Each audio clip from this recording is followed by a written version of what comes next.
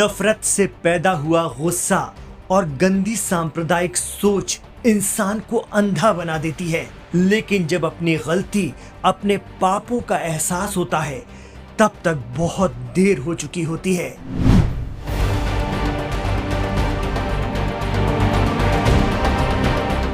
सूरत railway station से railway constable Chetan Singh Chaudhary, ASI Tikaram Meena, constable Narendra Parmar के साथ तड़के 3 बजे जयपुर मुंबई ट्रेन में सवार हुए थे। चेतन सिंह और मीणा की ड्यूटी एसी कोच में थी, बाकी स्लीपर कोच में तैनात थे।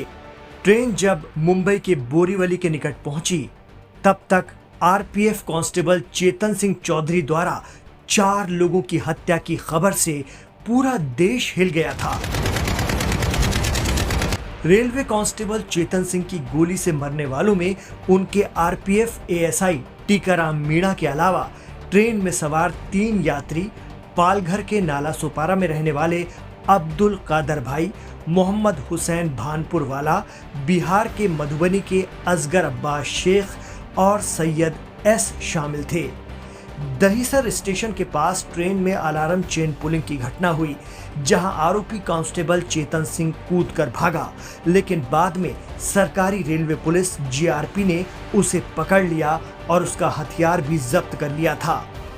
कहा जाता है कि कांस्टेबल चेतन सिंह चलती ट्रेन में 4 लोगों को, जिनमें 3 मुस्लिम यात्री थे, गोली मारने के बाद सिरफिरे की तरह मोदी, योगी और ठाकरे का नाम ले रहा था। रिपोर्ट के अनुसार एक वायरल वीडियो में वो कहता हुआ सुनाई दे रहा है कि ये लोग पाकिस्तान से ऑपरेट होते हैं, इसलिए उन्हें मारा। भारत में रहना है तो केवल मोदी और योगी कहना है। हालांकि चेतन किस ठाकरे का नाम ले रहा था, वायरल वीडियो में ये स्पष्ट नहीं हो पाया। चलती ट्रेन में हुई इस वारदात के बारे में सुनकर हर कोई हैरान रह गया था। लोगों ने इसे संप्रदाय विशेष के प्रति नफरत की इंतहा बताया। कुछ लोगों ने आरोपी चेतन सिंह को मानसिक बीमार बताया, क्योंकि 3 यात्रियों के साथ ही उसने अपने अधिकारी टीकाराम मीणा को भी मौत के घाट उतार दिया था। लेकिन बाद में रिपोर्ट आई कि वो मानसिक तौर पर फिट था, उसे कोई बीमारी नहीं थी। घटना के 1 साल बाद अकोला जेल में बंद आरोपी चेतन चौधरी अब गिड़गिड़ा रहा है कि उसे जेल से बाहर निकालो। इंडियन एक्सप्रेस की रिपोर्ट के अनुसार आरोपी चेतन सिंह चौधरी की मां राजेंद्री देवी ने कहा है कि उनके बेटे ने बहुत बड़ा पाप किया है, जिसकी कीमत अब उनका पूरा परिवार चुका रहा है। उन्होंने ये भी कहा कि जब वो और उनकी बेटी जेल में चौधरी से मिली, तो वो जेल से बाहर निकलने में मदद के लिए उनसे भीख मांग रहा था। उसकी मां ने कहा, मैंने उससे ज्यादा बातचीत नहीं की और अपनी बेटी से उससे बात करने को कहा। तब वो बोला कि उसे नहीं पता कि उसने 4 लोगों का कत्ल कैसे और किन हालात में कर दिया। वो गिड़गिड़ा रहा है और रोते हुए कह रहा है कि मुझे बाहर निकालो। आपको बता दें कि अक्टूबर 2023 में बोरीवली जीआरपी ने चौधरी के खिलाफ 1097 पेज का आरोप पत्र दाखिल किया, जिसमें 39 चश्मदीद गवाहों के बयान शामिल थे। पुलिस का कहना है कि उन्होंने चौधरी के खिलाफ पुख्ता मामला तैयार किया है, जिसमें नफरत के आधार पर हत्या का आरोप लगाया गया है।